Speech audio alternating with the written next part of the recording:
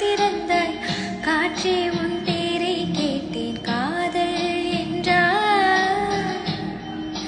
நேற்று நீ எங்கு இருந்தாய் காற்றே நீ சொல்வாய் என்றேன் சுவாசத்தில்